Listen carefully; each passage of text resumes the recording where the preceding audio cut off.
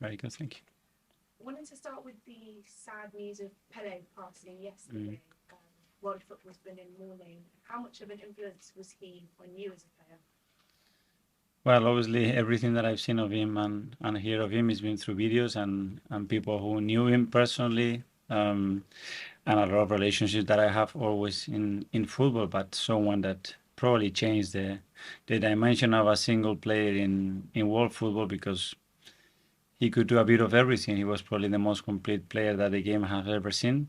And yeah, it's a big loss. We had two big losses with him and Maradona in the last years. Obviously, you have quite a few Brazilian players in the squad. Is there any talk about his legacy and what he meant to them? They probably don't. Obviously, we did talk about that the other day, and obviously they are very emotional because it's one of the most popular figures in Brazil, and yeah, it's a big loss. Looking ahead to your next game at Brighton tomorrow, could you give us an update on team news, please? Everything is good so far, apart from the players that we already had out. Everybody's been training well. Is Tomiyasu any closer to being ready for the game? Yeah, he's getting closer and closer. He's been training with us, so he's available. He'll be available for selection. Looking at Brighton, of course, you're already aware of the challenges that they can pose coming up against them in that League Cup. What lessons did you take from that game? Well, that they are a really good team. They are playing at a really high level, a team that dominates almost every phase of play that is relevant to dominate a football match. A team that has a lot of confidence and play with a lot of personality. I know the coach really well. He's someone that I follow for a period now, and they're doing really well.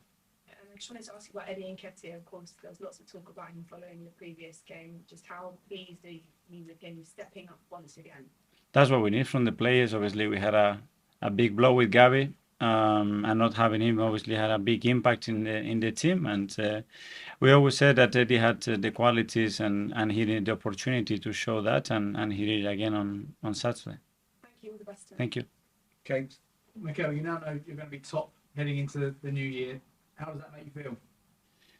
Very good, but my feeling is about tomorrow, and I'm playing well tomorrow, and I'm performing at the level that we're going to need to win the game against a really good side, and that's the focus. We are really happy where we are, but as I always said, there are a lot of things that we can still do better and improve, and we have to show that in the next coming games. How challenging are you expecting the game to be? Because had quite a difficult record against Brighton in the last few seasons. It is always a really difficult and tricky game. They have individually a lot of quality, a lot of composure on the ball. A team that is really aggressive, and tomorrow they will ask some big questions. So we're gonna have to be at a really high level to win the game. What have you made of the job that Roberto's done so far at Brighton? Have you seen changes that he's made since Graham Potter left? Yeah, every manager has his ideas and is different. You could see a lot of similarities what he did at Sassuolo, what he did at Shakhtar as well, and his way of understanding the game, and he always plays that kind of game. How much closer is Emil Smith Rowe to being part of a matchday squad? Very much. He's made some big steps in the last week or so. He's took part in a few training sessions lately, and he's looking good. So we are really keen to have him back soon. No Gabriel Jesus on Boxing Day, but all your front three scored. Just how much confidence does that give you that you can cope without him in the short term? Well, it's just a game, and we have to show the consistency and the capacity to do that every 3 days, and we have another opportunity to do that against Brighton tomorrow. It was a really special atmosphere at the Emirates with Arsene Wenger returning to the club. Are you aware of any plans for a statue to be built around the stadium? It was a great day. It was a really emotional day.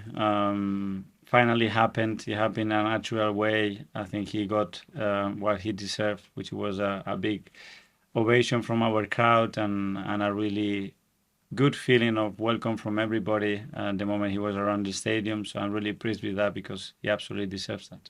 And finally, for me, Shakhtar Donetsk admitted they're in talks with Arsenal about the signing of Mudryk. Have you got any indication on that transfer? Is it moving closer, or is it likely to happen? I cannot talk about players that is not Arsenal. Thank you. Anybody else with a question? I just wanted to go back again to the West Ham game, and obviously early on Bundesliga game where our team recovered really well, showing great character for someone who's so young. How important is it for the club to try and tie down the future of a player like? Yeah, obviously we have a few of those that we are willing to extend the contract. Will is one of them. I think he's shown in the months that he's been with us the quality and again the personality that he has to play at the level that we want, and we are trying to do that because we know that he can be a really important part for our plans. The contract talks progressing well. Sorry? Are the contract talks progressing well with the I hope so. That's more to Edu and the board to be discussing with him. But what I know is that the player is really happy. The player wants to be here, and that's the main thing. I'm Carl. I know I've spoken a lot about the energy the team get from the fans at home and the improvement in the results at home. Just wondering, away from home, what does that more come down to when there's less fans? Is it more kind of game management? They are louder, and they are not that many. But we still have a huge support and a lot of people traveling with the team, and they've been extraordinary as well away from home. So it's a different atmosphere. We have played some big games already this season away from home, and tomorrow will be another one.